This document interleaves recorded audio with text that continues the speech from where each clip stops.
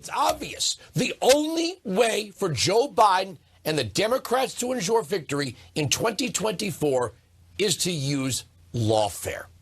Trump has been hit with 37 counts of keeping classified documents, refusing to return them, and, of course, obstruction. That's the short of it. Oh, and a violation of the Espionage Act of 1917 that could land him a sentence of 100 years in prison, where obviously at his age, he'd likely die. The war's begun.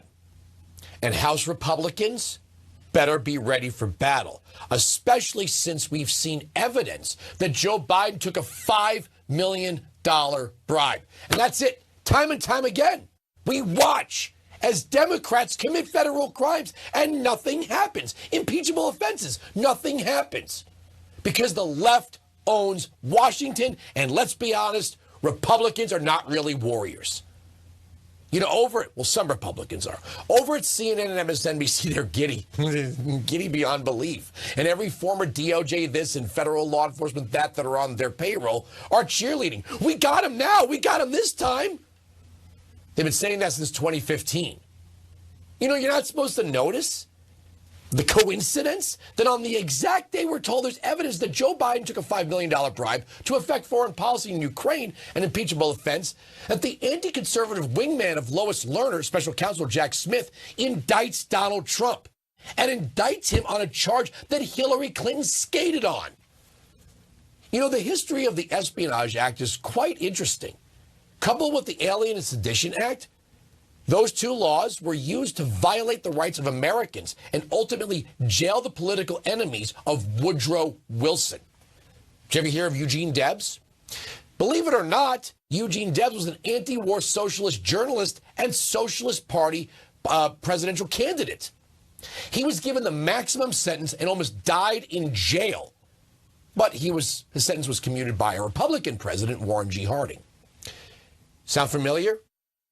Wilson went so far as to order the Postmaster General to monitor the mail for anti-war materials being sent after the United States entered World War I.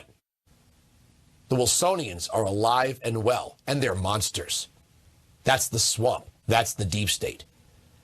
Trump, by the way, is without his lead counsel at this hour. Both his lawyers, Jim Trusty and John Rowley, have resigned from the case.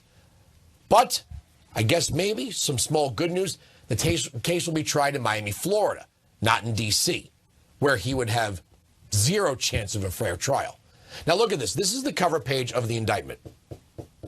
You see that at the top? Look very carefully. 18 U.S.C. 37, Section 793E. 18 U.S.C. 37, Section 793E. Whoever having unauthorized possession of, access to, or control over any document, writing, code book, signal book, sketch, photograph, photographic negative, blueprint, plan, map, model, instrument, appliance, or note relating to the national defense, or information relating to the national defense, which information on the possessor has reason to believe could be used to the injury of the United States or to the advantage of any foreign nation, willfully communicates, delivers, transmits, or causes to be communicated, delivered, transmitted, or attempts to communicate, deliver, transmit, or cause to be communicated, delivered, or transmitted to the same or to any persons not entitled to receive it, or willfully retains the same and fails to deliver it to the officer or employee of the United States entitled to receive it. Okay, that's a lot. I know. But Donald Trump, as commander-in-chief, would have the constitutional power above that to declassify any document he wanted. Now, part of the indictment centers on a tape from 2021 that allegedly has Trump saying that he has classified documents and that he knows he can't declassify them anymore since he's no longer president. Except no document in that tape has been accounted for, and we've not heard the context. But hold on. Remember Hillary Clinton's email investigation that involved classified information? Although we did not find clear evidence that Secretary Clinton or her colleagues intended to violate laws governing the handling of classified information, there is evidence that they were extremely careless in their handling of very sensitive, highly classified information. For example, 7 email chains concern matters that were classified at the top secret special access program at the time they were sent and received. Those chains involve Secretary Clinton both sending emails about those matters and receiving emails about those same matters. There is evidence to support a conclusion that any reasonable person in Secretary Clinton's position or in the position of those with whom she was corresponding about those matters should have known that an unclassified system was no place for that conversation. In addition to this highly sensitive information, we also found information that was properly classified as secret by the U.S. intelligence community at the time it was discussed on email. That is, excluding any later up-classified emails. None of these emails should have been on any kind of unclassified system, but their presence is especially concerning because all of these emails were housed on unclassified personal servers, not even supported by full-time security staff like those found at agencies and departments of the United States government, or even with a commercial email service like Gmail. I think it's also important to say something about the marking of classified information. 18 U.S.C. 37, Section 793, subsection D. Whoever lawfully having possession of, access to, control over, or being entrusted with any document, writing, code book, signal book. We went through all of this. I know it's a lot. Sketch, photograph, photographic, negative, blueprint, plan, map, model, instrument, appliance, or note relating to the national defense or information relating to the national defense, which information the possessor has reason to believe can be used to the injury of the United States for any advantage of foreign nation, willfully, here we go, communicates, delivers, transmits, or causes to be communicated, delivered, or transmitted, or attempts to communicate, deliver, transmit, or cause to be communicated, delivered, or transmitted, same to any person not entitled to receive it or willfully retains the same and fails to deliver it on demand to the officer or employee of the United States entitled to receive it. That's a lot. But that's exactly what Hillary Clinton was investigated for. She allowed classified information to be viewed by foreign actors. What happened to her? Here's James Comey again. Although there is evidence of potential violations of the statutes regarding the handling of classified information, our judgment is that no reasonable prosecutor would bring such a case. It's the exact same, that's the exact statute that they charged Trump under. The very same thing. James Comey tells us, here's the evidence. Hillary Clinton did X, Y, Z, but we're not going to do anything about it.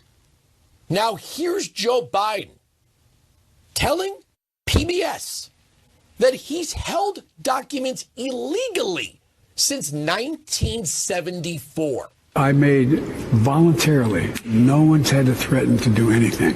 Voluntarily open every single aperture I have with house, offices, everything for them to come and look and spend hours searching my home. Invited them.